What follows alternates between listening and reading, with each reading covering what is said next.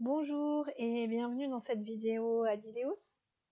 L'objectif de cette vidéo est de vous montrer comment faire dans Journal de bord pour inscrire une personne à une activité. Et donc là, je vais prendre directement une activité payante, donc qui va utiliser la partie solde d'une fiche de suivi individuel. Je vais découper cette vidéo en 7 grandes parties. Pour retrouver la partie qui vous intéresse, je vais faire un sommaire minuté dans la description de la vidéo. Donc les grandes parties que je vais aborder, c'est déjà comment on accède au journal de bord, comment on inscrit une personne, quels sont les différents affichages que vous allez pouvoir retrouver, comment on fait pour consommer un ticket, comment vous pouvez faire pour annuler une saisie en cas d'erreur, une petite partie sur la vision de la fiche bénéficiaire, puis une dernière partie sur la vision des stats de la partie activité payante. Donc, je vais commencer par l'accès, toujours la même chose dans notre site. En haut à gauche, vous êtes sur le module qui est affiché. Si vous cherchez les autres modules, ils vont être en haut à droite et il faudra trouver Journal de bord et cliquer dessus. Depuis Journal de bord, pour accéder à la partie inscription directe à une activité payante, je vous conseille d'utiliser la partie code barre. Si la partie code barre n'est pas visible, peut-être vous avez trop de mémos et les mémos peuvent cacher l'affichage du code barre. Pour cela, vous avez juste à appuyer sur masquer les mémos et vous pourrez accéder au code barre. Lorsque j'appuie sur le code barre, j'arrive sur une page qui me permettrait, par exemple, de sélectionner les personnes en visite aujourd'hui. Là, en l'occurrence, on veut les inscrire directement à une activité et je vais choisir comme activité payante la simulation d'une restauration midi. Pour pouvoir accéder à la partie solde de la fiche de suivi individuelle, je vous invite à appuyer sur Gestion de solde. Voilà comment on accède à la partie que nous, on nomme FISA-Scan. Je vais passer à la deuxième partie qui est comment faire pour inscrire une personne. Donc pour inscrire une personne à la restauration de midi, en fait vous avez plusieurs possibilités. Vous allez avoir à noter donc soit le nom, soit le prénom, soit le numéro de fiche de la personne pour pouvoir le retrouver dans une sélection d'autres noms. Donc là par exemple je cherche Monsieur Calogero. Je le trouve par son nom de famille en entier. Si je mets une partie de son nom, je vais le retrouver quand même. Si je mets son prénom, je vais le retrouver également. J'ai également la possibilité de retrouver sa fiche avec son numéro. Ce serait également possible de retrouver sa fiche grâce à sa date de naissance. Je vais aborder une troisième partie qui est en gros quels sont les différents affichages que vous allez pouvoir retrouver. Pour ça, j'ai choisi quelques exemples. Je vais donc par exemple prendre la fiche de Madame Morta. Vous voyez apparaître des points d'interrogation rouges juste derrière le nom de la personne. Cette information vous dit que cette personne n'a pas de ticket déterminé et qu'elle n'a pas non plus de réserve d'argent déposée. Deuxième affichage possible, par exemple pour ces deux personnes-là, vous voyez qu'il n'y a aucun affichage derrière le nom de la personne. Cela veut dire que c'est des personnes qui peuvent consommer des tickets de façon gratuite. Troisième affichage possible, par exemple ici, le troisième affichage possible, ça va être de voir des chiffres en rouge. Donc pour la traduction, ça veut dire que cette personne a moins 1 euro, donc vous doit 1 euro, et qu'elle a déjà consommé un ticket à crédit. L'affichage suivant est de voir une personne suivie du chiffre 0 euro. Cela veut dire que le ticket moyen de cette personne a été défini, mais que dans sa cagnotte, il y a 0 euro aujourd'hui. Et enfin, dernier affichage, les chiffres sont en vert. Cette personne, par exemple, a 6 euros dans sa cagnotte. Il dispose de 6 tickets, puisque le ticket moyen a été déterminé à 1 euro pour cette personne. J'ai terminé cette troisième partie, je vais aborder la quatrième partie. La quatrième partie concerne la consommation de tickets par les bénéficiaires. Je vais reprendre par exemple l'exemple des tickets gratuits qu'on a vu tout à l'heure. Donc par exemple sur cette personne où elle n'a aucun chiffre derrière. Si je clique sur son nom, je n'ai la possibilité que de lui faire consommer un ticket gratuit. J'appuie sur gratuit, là j'ai inscrit la personne en visite à l'activité restaurant midi et qui a consommé un ticket qui est gratuit. Même chose pour la personne qui a un ticket non défini. Donc pour rappel, la personne que j'ai trouvée tout à l'heure, même chose, si je clique sur son nom, je ne peux que lui faire consommer des tickets gratuits. Donc là, je vais l'inscrire donc à l'activité restauration midi, plus avec une consommation de tickets gratuits.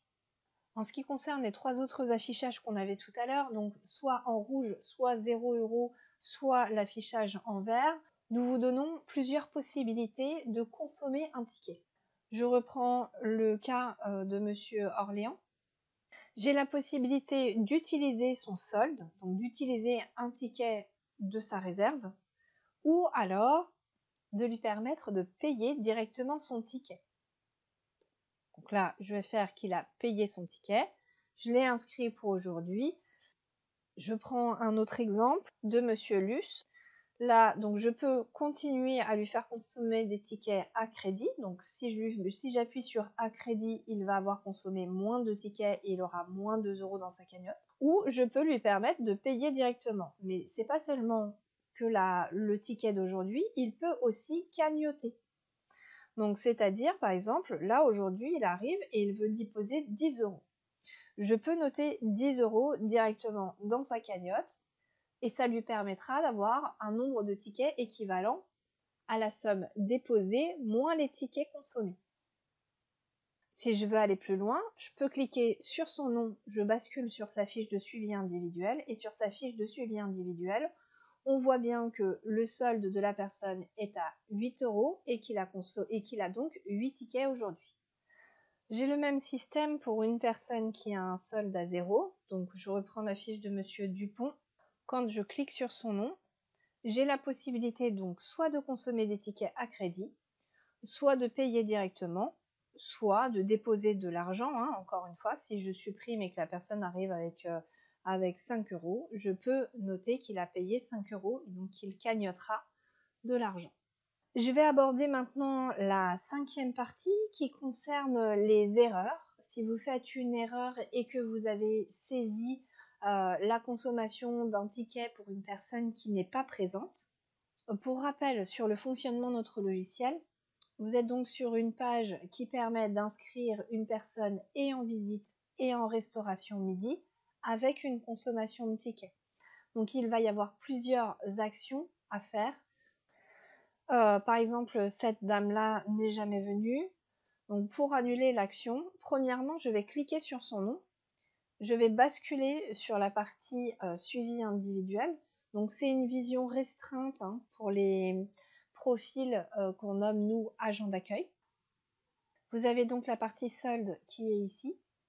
Pour annuler une action, j'ai cliqué sur la petite coche verte et je vais pouvoir supprimer le ticket utilisé. Donc là, j'ai supprimé la consommation du ticket. Deuxième action à faire, il va falloir supprimer la personne dans l'activité et dans la visite du jour. Pour ça, je vous invite à basculer sur le module de journal de bord, la page qui n'est pas consacrée au code barre. Donc, vous retrouvez la même logique que d'habitude. Si vous le souhaitez d'ailleurs, il y a une vidéo qui a été que j'ai tournée, une vidéo de formation sur l'utilisation de ce module. Donc juste pour rappel, en fait, notre module journal de bord est constitué de 3 tableaux. Un premier tableau qui reprend les bénéficiaires qui sont en visite aujourd'hui, plus les activités qu'ils font. Un deuxième tableau qui reprend les bénévoles et les salariés qui sont présents sur place. Et un troisième tableau qui concerne les activités du jour. Donc on voit bien qu'aujourd'hui dans le tableau du jour est affiché Maman Orléans. Donc pour ça, pour supprimer sa venue, il va falloir que je supprime l'activité restauration midi et que je supprime la personne. Pour supprimer une personne de la liste du jour, il faut cliquer sur erreur de saisie. Je reviens sur la partie scan.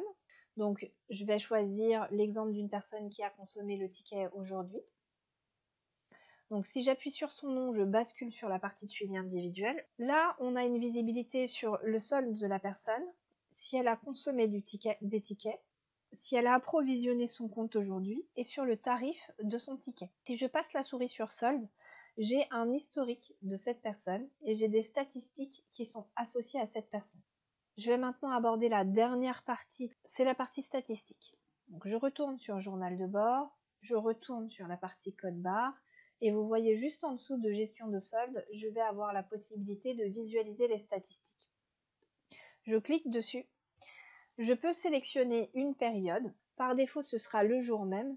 Je vais prendre un petit peu plus de temps pour avoir plus de matière. Je valide les dates. Et donc, j'ai une visibilité déjà dans un premier temps sur aujourd'hui, le nombre de tickets utilisés, dont la distribution de tickets gratuits, le nombre de tickets non définis, le nombre de tickets payants et le versement que j'ai pu recevoir aujourd'hui. Donc il peut y avoir un détail mensuel, je vais le passer. Ce qui m'intéresse surtout de vous montrer, c'est le listing détaillé.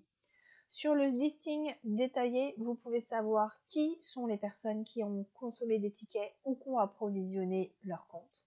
Les personnes qui ont consommé des tickets gratuits. En négatif, je vais avoir la visibilité sur quelles sont les personnes qui ont, au cours de la période, consommé des tickets mais qui rendent leur compte en négatif. Donc avec leur numéro de fiche, le nombre de tickets qu'ils doivent. On visualise la priorité, c'est un élément qui vient des fiches de suivi individuelles.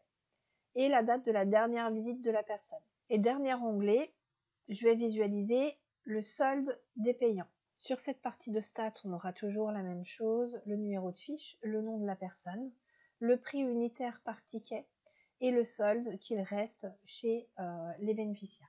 Cette liste est téléchargeable en version CSV si vous voulez la basculer sur un fichier Excel. Voilà, j'ai terminé cette vidéo. Si vous avez des questions, n'hésitez pas à revenir vers nous. Bonne journée!